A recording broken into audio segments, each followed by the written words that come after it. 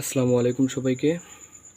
আমি সবুজ হাসান, পড়াশোনা করছি মাওলানা ভাসানী বিজ্ঞান ও প্রযুক্তি বিশ্ববিদ্যালয়। আজকের ক্লাসে আমরা ম্যাট্রিক্স ও নির্ণায়ক নিয়ে আলোচনা করব। প্রথমেই দেখো, টাইপ 1-এ আমরা ম্যাট্রিক্সের প্রকারভেদ নিয়ে আলোচনা করব।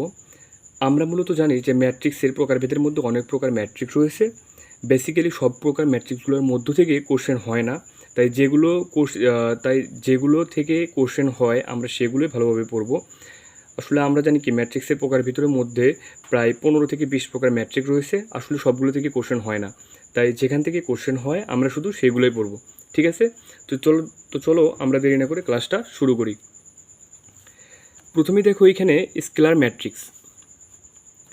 দেখো, আমি যে ট্রিকগুলো দেবো সেই ট্রিকগুলো অনুযায়ী তোমরা চেষ্টা করবা এগুলোকে মনে রাখার। ঠিক আছে, যে কিওয়ার্ডগুলো বলবো সেগুলো দেখে তোমরা মনে রাখার চেষ্টা করবা। আসলে দেখো, স্কেলার ম্যাট্রিক্স এখান থেকে কখনো ডেফিনেশন আসবে না, আসবে এইভাবে কোশ্চেনটা হবে যে নিচের কোনটা স্কেলার ম্যাট্রিক্স। অর্থাৎ কি, ম্যাট্রিক্স দেওয়া থাকবে, তোমাকে খুঁজে বের করতে হবে কোনটা স্কেলার ম্যাট্রিক্স কোনটা কর্ণ ম্যাট্রিক্স, এগুলো তোমাকে বের করতে হবে। ঠিক আছে, এইটা তুমি কেমনে বের করবা সেটাই আমরা ট্রিকের মাধ্যমে শিখবো। দেখো, স্কেলার ম্যাট্রিক্স, স্কেলার মানে প্রথমে কি আছে, দন্তেশ্ব। এখান থেকে আমরা মনে রাখবো যে মুখ্য কর্ণ যেটা থাকবে সেখানকার সবগুলো ভুক্তি সমান থাকবে। অর্থাৎ কি, মুখ্য কর্ণের সকল মান একই থাকে, অর্থাৎ সমান থাকে, এবং বাকি ভুক্তিগুলো শূন্য হতে হয়। ঠিক আছে, তারপরে দেখো কর্ণ ম্যাট্রিক্সের সময় কি হবে, এখানে দেখো যে মুখ্য কর্ণের মান ভিন্ন বা শূন্য হতে পারে এবং বাকি ভুক্তিগুলো শূন্য হলে। তার মানে কি, দেখো আমরা স্কেলার ম্যাট্রিক্সের সময় শিখলাম কি, যে মুখ্য কর্ণ যেটা থাকবে সেইটার মান কি হতে হবে, সবগুলা সমান হতে হবে বা একই হতে হবে।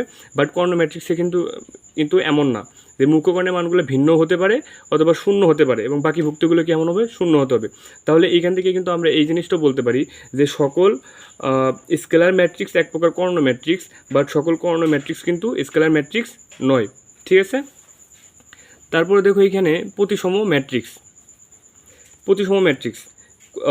এখান থেকে প্রশ্ন আসবে এইভাবে, এই যে এই আকারে ম্যাট্রিক্স দেওয়া থাকবে এবং তোমাদেরকে খুঁজে বের করতে হবে কোনটা প্রতিসম ম্যাট্রিক্স এবং কোনটা বক্র প্রতিসম ম্যাট্রিক্স। ঠিক আছে, দেখো তুমি কিভাবে বুঝবা যে কোনটা প্রতিসম ম্যাট্রিক্স। এই ক্ষেত্রে তোমাকে এই জিনিসটা মনে রাখতে হবে, আমি যেটা বলবো সেটা তোমরা এইভাবে মনে রাখার চেষ্টা করবা যে গৌণ কর্ণের প্রথম ও শেষ উপাদান সমান, অর্থাৎ কি একই থাকবে। দেখো, এই যে এইটা হচ্ছে কি মুখ্য কর্ণ এবং এই বরাবর যেটা সেটা হচ্ছে গৌণ কর্ণ। ঠিক আছে, এটা হচ্ছে কি গৌণ কর্ণের প্রথম পদ এবং এটা কি গৌণ কর্ণের শেষ পদ। এই দুটো যখন সমান হবে তখনই হবে কি প্রতিসম ম্যাট্রিক্স। ঠিক আছে, অর্থাৎ তোমরা এখন থেকে মনে রাখবে এইভাবে যে কোনটা প্রতিসম ম্যাট্রিক্স হবে, যখন গৌণ কর্ণের প্রথম মান এবং শেষ মান অর্থাৎ শেষ উপাদান দুটো সমান হলে কি হবে, প্রতিসম ম্যাট্রিক্স হবে। ঠিক আছে, তারপরে দেখো এখানে বক্র প্রতিসম ম্যাট্রিক্স বা বিপ্রতিসম ম্যাট্রিক্স, এইটা কিন্তু খুবই গুরুত্বপূর্ণ, এখান থেকে প্রশ্ন হবেই তোমাদের।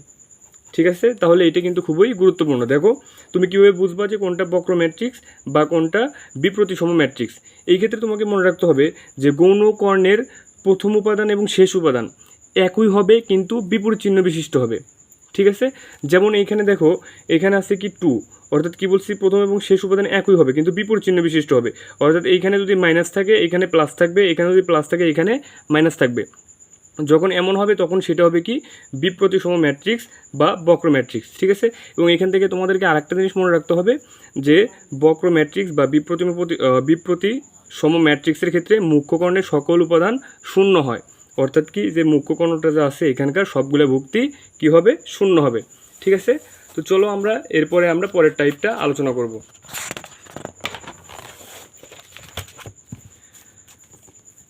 পরবর্তী টাইপে দেখো, আমরা এখানে অনুরাশি বা মাইনর নিয়ে আলোচনা করব।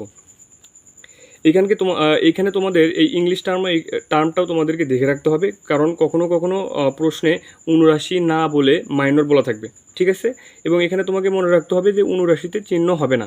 অর্থাৎ কি, আমরা কিন্তু জানি যে সহগুণকে চিহ্ন নিয়ে কাজ করতে হয়, বাট অনুরাশি বা মাইনরের সময় চিহ্ন নিয়ে কাজ করতে হয় না। যেমন একটা উদাহরণ দেওয়া আছে এইখানে, দেখো যে একটা ম্যাট্রিক্স দেওয়া আছে এবং এই ম্যাট্রিক্সে 9 উপাদানের অনুরাশি কোনটি, অর্থাৎ কি 9 উপাদানের অনুরাশি কোনটি।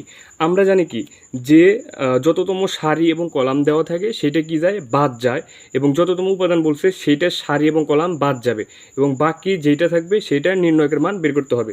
যেহেতু এখানে 9 উপাদানের অনুরাশি কোনটি, সেক্ষেত্রে তোমাকে এখানে কি করতে হবে, এইখানে তোমার 9-এর সারি এবং কলামটা বাদ দিতে হবে। অর্থাৎ দেখো আমরা এখানে 9-এর সারি বরাবর এখানে কলাম বরাবর বাদ দিব এবং বাকি যেটা থাকবে সেটা আমরা কি করব, এখানে তার নির্ণয়কের মান নির্ণয় করব। যেমন এখানে দেখো 5 1 কত হয় 5 এবং 4 2 কত হবে 8, অর্থাৎ এখানে বিয়োগ করলে কী হবে -3। এটাই কী হবে অ্যান্সার। আশা করি বুঝতে পারছো। ঠিক আছে, তারপরের টাইপ দেখো সহগুণক অর্থাৎ কোফ্যাক্টর। এইখান থেকে ইংলিশ টার্মটা মনে রাখবো অবশ্যই, কারণ অনেক সময় প্রশ্নে সহগুণক বা কোফ্যাক্টর যে কোনো একটা উল্লেখ থাকবে।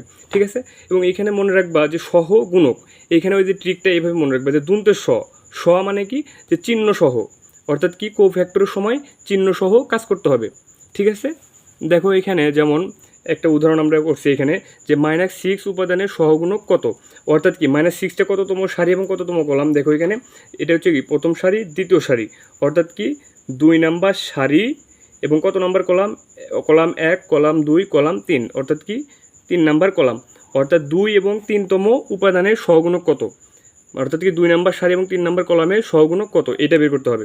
অর্থাৎ দেখো এখানে 6-এর সারি বরাবর এবং কলাম বরাবর বাদ দাও, এখানে এই 6-এর সারি বরাবর বাদ, এখানে কি কলাম বরাবর বাদ, এবং বাকি যে উপাদানগুলো আছে আমরা জানি কি কলাম এবং সারি সংখ্যা দুটো যোগ করার পর যদি জোড় সংখ্যা হয় তাহলে কি হয় প্লাস চিহ্ন, আর যদি বিজোড় সংখ্যা হয় সেক্ষেত্রে কি হয় একটা মাইনাস চিহ্ন হয়। ঠিক আছে, তো দেখো এখানে যখন তুমি যোগ করো এখানে কত হচ্ছে 5, তার মানে কি একটা নির্ণয়কের মানের সামনে একটা এক্সট্রা মাইনাস আসবে। ঠিক আছে, দেখো এখানে তুমি নির্ণয়কের মান যখন বের করবা এখানে কি হবে, এখানে দেখো 8 1 8 এবং এখানে কি আমরা জানি সূত্রের মাইনাস এবং মাইনাসে মাইনাসে প্লাস, অর্থাৎ প্লাস মাইনাসে মাইনাস, 7 2 14, এখান থেকে আমরা বিয়োগ করলে কত পাবো এখানে -6। কিন্তু দেখো আমরা কি বলছিলাম এখানে দুটার যোগফলের মান কত আসে এখানে 5, অর্থাৎ কি বিজোড় সংখ্যা, সেই ক্ষেত্রে কী হবে এখানে একটা এক্সট্রা মাইনাস থাকবে, এই জন্য কত হবে মাইনাস মাইনাসে প্লাস, অর্থাৎ কি +6 হবে অ্যান্সার। আশা করি বুঝতে পারছো। দেন পরবর্তী টাইপটা দেখো টাইপ এখানে 5, এখানে তার শুধু একটা কথা মনে রাখতে হবে যে এখানে কি বলছি যে জাস্ট নির্ণয়কের মান 0 হয়, অর্থাৎ কি ধরো তোমাকে কোনো একটা ম্যাট্রিক্স দেওয়া থাকবে, হতে পারে যে কোনো একটা ম্যাট্রিক্স, এই ম্যাট্রিক্সে দেওয়া থাকবে এখানে একটা আননোন রাশি থাকবে, হতে পারে m থাকতে পারে আননোন রাশি, হতে পারে x থাকতে পারে, হতে পারে y থাকতে পারে, হতে পারে a থাকতে পারে, মানে যে কোনো একটা আননোন রাশি থাকতে পারে।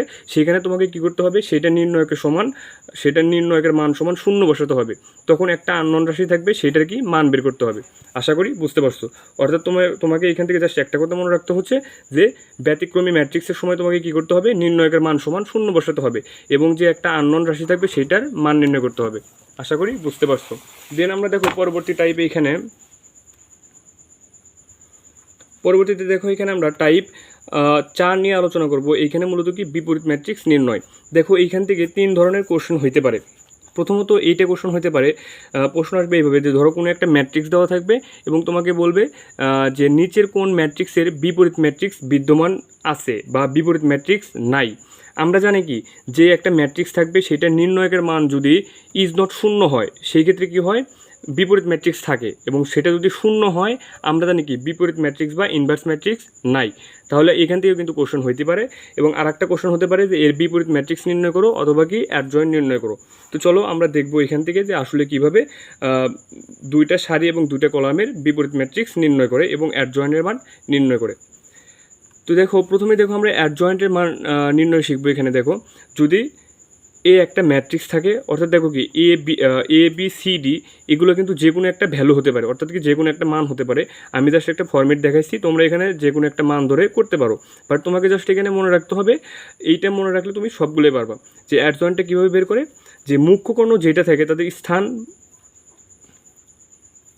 স্থান পরিবর্তিত হয় এবং বাকি গৌণ কর্ণ বরাবর একটা করে মাইনাস চিহ্ন অ্যাড করতে হয়। যেমন এইখানে ছিল কি এ আর এইখানে ছিল কি ডি, অর্থাৎ কি ডিটা এইখানে যাবে, এটা এইখানে আসবে এবং গৌণকর্ণ বরাবর কী হবে একটা করে মাইনাস চিহ্ন হবে। যেমন এখানে দেখো অ্যাডজয়েন্ট নির্ণয় সরাসরি কী হবে, এইখানে ডি ছিল এখানে যাবে এবং এইখানে এ ছিল এখানে আসবে এবং এদের বরাবর কী হবে মাইনাস চিহ্ন হবে। এটাই কি অ্যাডজয়েন্টের মান। এখানে কিন্তু যে কোনো ধরনের মান দেওয়া থাকতে পারে, আমি জাস্ট একটা ফরম্যাট দেখাইছি, আশা করি বুঝতে পারছো।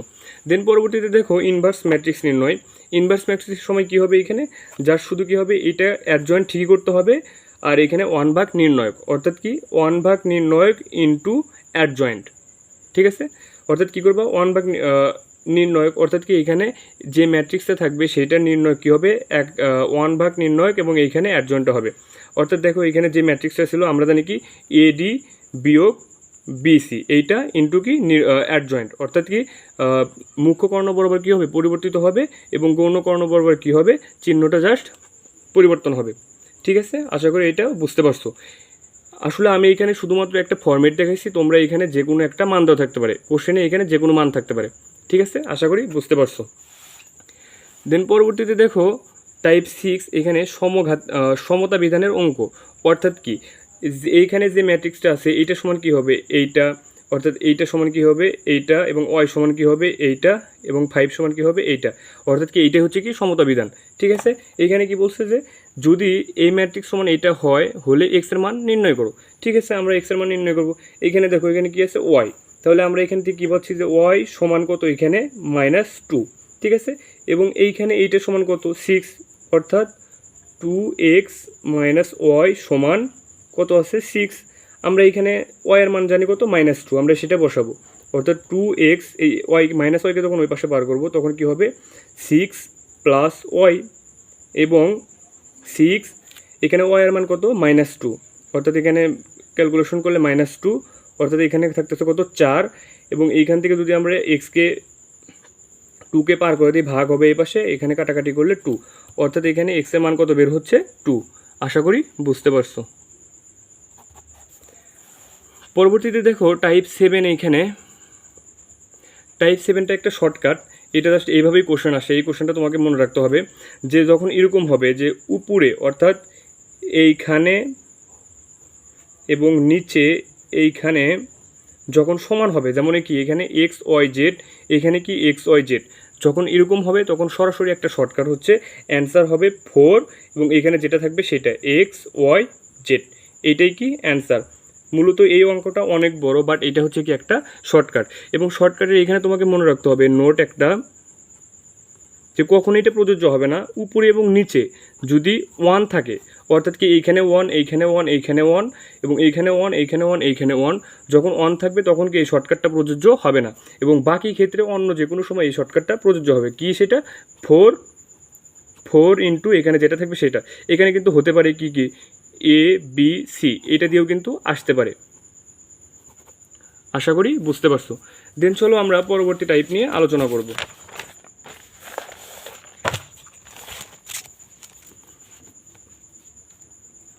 পরবর্তীতে এইখানে দেখো টাইপ 8 নিয়ে আমরা আলোচনা করব। এইখানে বলছে নির্ণয়কের 3টি রুল, অর্থাৎ কি নির্ণয়ক থেকে যে কোশ্চেনগুলো হয়ে থাকে, নির্ণয়ক থেকে মূলত 3 ধরনের কোশ্চেন হতে পারে। দেখো একটা থাকতে পারে সমান্তর ধারা দিয়ে কোশ্চেন, আর একটা থাকতে পারে গুণোত্তর ধারা দিয়ে কোশ্চেন, এবং আর একটা হচ্ছে কি দুটি কলাম এবং সারি একই হলে, অর্থাৎ কি সমান্তর ধারা কি যখন কি দুইটার বিয়োগ কোনো সংখ্যাগুলো ক্রমান্বয়ে বাড়তে থাকে এবং হচ্ছে দুইটার বিয়োগ ফলের মান সবসময় কি হয় একই হয়, সেটা কি সমান্তর ধারা, এবং গুণোত্তর ধারা কি গুণ আকারে বাড়তে থাকে, এবং দুটি কলাম এবং সারি যখন একই হয় তখন কি হয় নির্ণয়কের মান 0 হয়। অর্থাৎ কি সমান্তর ধারা হলে, গুণোত্তর ধারা হলে এবং দুটির কলাম এবং সারি সমান হলে সবগুলোর ক্ষেত্রে অ্যান্সার কী হবে, এখানে 0 হবে। এই কোশ্চেনটা বারবার আসে, তাই এটা মাথায় রাখবা যে সমান্তর ধারা, গুণোত্তর ধারা এবং দুটি কলাম ও সারি একই হলে তিনটিরই অ্যান্সার কী হবে 0 হবে।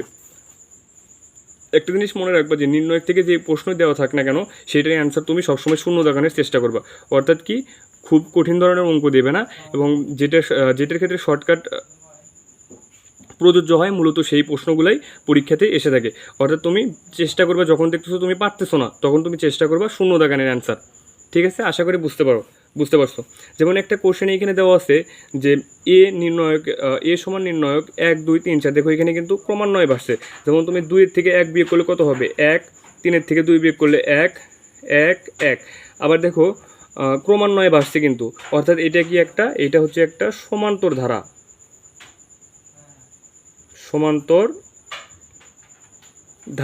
এবং সমান্তর ধারার সময় কি হয় আমরা জানি, সমান্তর ধারার ক্ষেত্রে নির্ণয়কের মান কত হয় 0 হয়। এটাই কি ভাইয়া অ্যান্সার। আশা করি বুঝতে পারছো।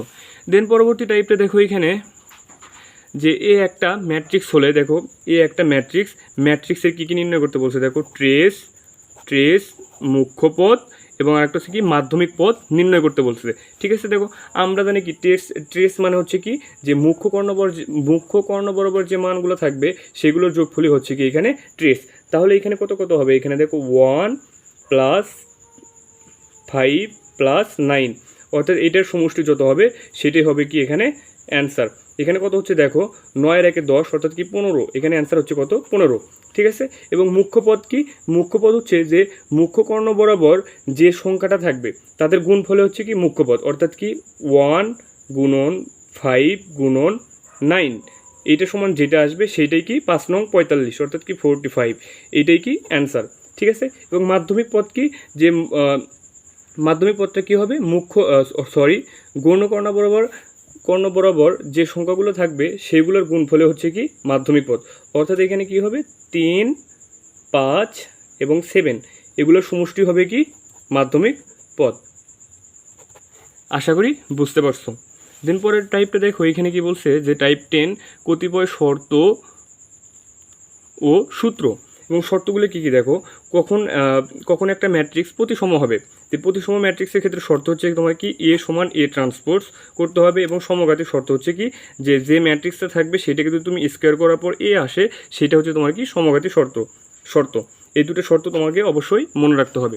ঠিক আছে, তারপর দেখো কিছু আমরা সূত্র শিখবো এবং সূত্রগুলো থেকে কিছু অঙ্ক করার চেষ্টা করব। যেমন এখানে দেখো, যদি এ একটি n × n, অর্থাৎ কি nতম সারি এবং nতম কলাম ক্রমের বর্গ ম্যাট্রিক্স হয়, যেখানে এ মডুলাস অর্থাৎ কি এ নির্ণয়কের মান 0 নয়, তাহলে এই সূত্রগুলো প্রযোজ্য হবে। যেমন কি পি এ, অর্থাৎ কি পি এর উপর এন যাবে এবং মডুলাস হবে, এবং এখানে দেখো শুধু ইনভার্সের সময় জাস্ট খালি দেখবা এখানে কিন্তু দুইটার উপরে ইনভার্স আছে, এই জন্য কী হবে 1/, এইখানে কি p⁴n মডুলাস অফ এ, এখানে দেখো এর উপর কী আছে ইনভার্স আছে, তার কারণে কি এ মডুলাসটা নিচে আসবে এবং p⁴n উপরে যাবে। এইখানে দেখো দুটার উপরে আছে, পিটা নিচে আসবে তখন, এবং এই মডুলাস এই ইনভার্স কেটে যায়, এটা উপরে থাকবে। ঠিক আছে, এখানে এ ইনভার্স সমান কি 1/, এ মডুলাস, এবং পিটা হচ্ছে কি এখানে ধ্রুবক। আশা করি বুঝতে পারছো। দেন দেখো কোশ্চেন নাম্বার, দেখো কোশ্চেন 1, একটি ম্যাট্রিক্স 3 × 3 বর্গ ম্যাট্রিক্স এবং এ মডুলাস সমান 8 হলে এত এর মান কত। অর্থাৎ এখানে কী হবে, তাহলে আমরা জানি 2⁻3 মডুলাস অফ এ মডুলাসের মান দেওয়া আছে কত, এখানে এ মডুলাস অর্থাৎ 2³ গুণন এখানে কত 8, অর্থাৎ এটার উপর 8 করলে কত 8 × 8, অর্থাৎ কত 64, এটাই কি ভাইয়া অ্যান্সার। আশা করি বুঝতে পারছো। দেন পরবর্তী কোশ্চেনটা দেখো, এখানে যে কোশ্চেন 2, এ সমান একটা ম্যাট্রিক্স যদি এইটা হলে 2 এ ইনভার্সের মান কত। অর্থাৎ এটা সমান সূত্রটা কী হচ্ছে দেখো, এর উপর ইনভার্স আছে কিন্তু এখানে দুইটার উপরে ইনভার্স নাই, এখানে সূত্রটা কী হবে, এখানে দেখো এটা কি একটা সারি, এখানে দুইটা সারি দুইটা কলাম, অর্থাৎ কি এন এর মান তাহলে কত, এখানে 2, এটা তোমাকে বুঝতে হবে। অর্থাৎ কি 2⁻2 ডিভাইডেড এ মডুলাস, এখানে তুমি এ মডুলাসের মানটা এখানে বের করো, 3 × কত 9, থাকতেছে কি মাইনাস, প্লাস মাইনাসে মাইনাস, মাইনাসে মাইনাসে প্লাস, কত এখানে 4 × 8, অর্থাৎ কত থাকতেছে এখানে -1 থাকতেছে, নিচে কত থাকতেছে -1, অর্থাৎ 2 এর উপর করলে কত হচ্ছে 4, অর্থাৎ কি 4 থাকতেছে, শুধু -4 থাকতেছে কি অ্যান্সার। আশা করি বুঝতে পারছো। ঠিক আছে, তারপরে দেখো এখানে ম্যাট্রিক্সের যোগ বিয়োগ গুণগুলো দেখে নিবা। অর্থাৎ কি ম্যাট্রিক্সের যোগ বিয়োগ গুণগুলো আমি এখানে ক্লাসে দেখাইনি, তোমরা এগুলো খুবই সহজ, এগুলো তোমরা নিজেরা দেখে নিবা। ঠিক আছে, আজকের ক্লাস এতটুকুই। দেখো আমরা খুব চেষ্টা করেছি 18 মিনিট, অর্থাৎ দেখো 18 মিনিটের মধ্যে ম্যাট্রিক্স এবং নির্ণয় অধ্যায়টা শেষ করার চেষ্টা করছি। আমি চাইলে ক্লাসটাকে অনেক বড় করে নিতে পারতাম, কিন্তু আসলে সেটা সময় সাপেক্ষ। অ্যাডমিশন সময় তোমরা খেয়াল করে দেখবা যে টাইপগুলো গুরুত্বপূর্ণ নয় সেগুলো আমাদের এড়িয়ে চলা উচিত। অর্থাৎ তুমি যদি সব কিছু পড়তে চাও তুমি সব কিছু শেষ করতে পারবে না, তাই তোমার উচিত যেগুলো থেকে কোশ্চেন হয় এবং যেগুলো থেকে বারবার আসে সেই টাইপগুলোই বারবার করা, এবং সেখান থেকে প্রশ্ন আসবে, কিন্তু তাও তুমি দেখতে পারবা যে পরীক্ষার হলে তুমি ভুল করতেছো। তাই তোমাদের উচিত হবে যে টাইপগুলো বারবার আসে এবং যেখান থেকে কোশ্চেন হয় সেগুলোই বারবার প্র্যাকটিস করা উচিত। ঠিক আছে, এরকম নিয়মিত ভিডিও পেতে চাইলে আমাদের ফেসবুক পেজটাকে অবশ্যই ফলো করে রাখবা। ঠিক আছে, আল্লাহ হাফেজ।